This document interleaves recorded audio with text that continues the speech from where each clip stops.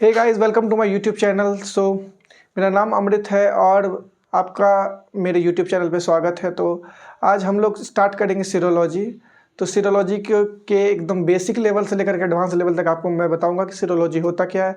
अगर आपको नोट्स बनाना हो तो आप मेरे पीछे में सारा का सारा नोट्स लिखा हुआ है, इससे आप बना सकते हो और बाद बाकी आप बुक पढ़ सकते हो। मैं आपको कभी ना कभी अगले वीडियो में बताऊँगा कि किस किस बुक में पढ़ना चाहिए आपको, जिससे आपका जो बेसिक नॉलेज और स्ट्रॉन्ग होगा।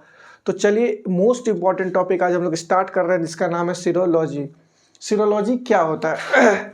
देखो, सीरोलॉजी हो या फॉरेंसिक बायोलॉजी, ये दोनों अलग अलग नहीं है, दोनों एक है। कैसे एक है, मैं आपको समझाता हूँ डिटेलिंग वाइज। तो आप देखो, जैसे forensic biology and serology, forensic biology और सीरोलॉजी जो होता है is the branch of forensic science which deals with the biological evidences and their examination. तो फॉरेंसिक बायोलॉजी और सीरोलॉजी एक ब्रांच होती है फॉरेंसिक साइंस की, जो कि डील करता है बायोलॉजिकल एविडेंसेस से और उसका एग्जामिनेशन से। In this examination crime scene such as, किस किस क्राइम सीन पे हमें पता चलेगा कि मतलब ब्लड स्टेन है कि नहीं है, ये सारा चीज़ हम लोगों को सीरोलॉजी में पता चलता है।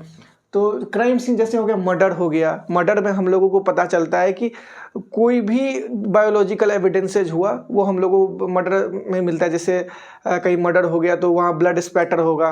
ब्लड स्पैटर मतलब होता है खून का छींटा, या कहीं खून गिरा हो, तो ये सब हो गया। या फिर रॉबरी के केस में हम लोगों को दिखेगा, जहाँ चोरी होगा। रेप के केस में अक्सर हम लोगों को वहाँ पे सीमेन मिलता है, जिस सैंपल को हम लोग एनालाइज करते हैं, etcetera. The most important evidences of body fluids are blood and semen. आपको अभी हम तुरंत ही बताए थे।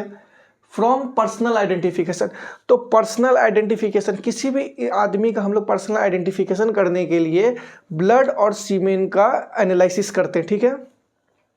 एविडेंसेस क्या होता है? एविडेंसेस कितने तरीके के होते हैं?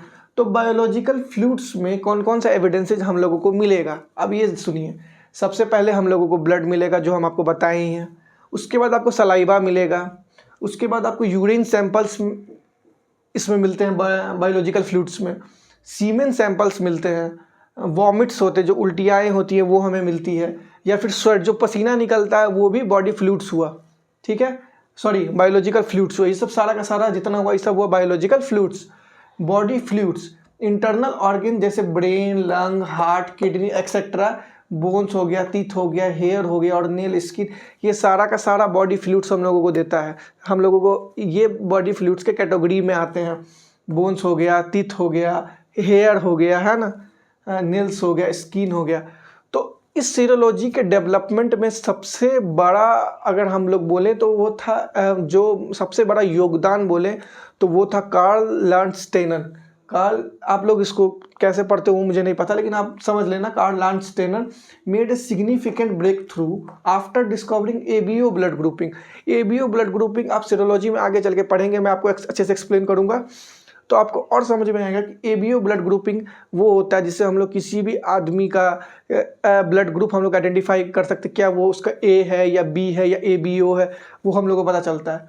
सर एलेक्स जेफरी एक और बहुत बड़े साइंटिस्ट थे, जो डेवलप किए थे डीएनए प्रोफाइलिंग 1918 में। 1980 में उनका सबसे बड़ा योगदान था डीएनए प्रोफाइलिंग में, आप देख सकते हो मेरे पीछे। तो उन्होंने बताया कि किस तरीके से हम लोग डीएनए प्रोफाइलिंग करेंगे। तो आज का ये इंट्रोडक्शन वीडियो हो गया। अब नेक्स्ट वीडियो में मैं आपको और आगे डीपली इसके बारे में बताऊंगा। तो स्टार्ट करेंगे हम लोग सिलेबस वाइज। Thank you.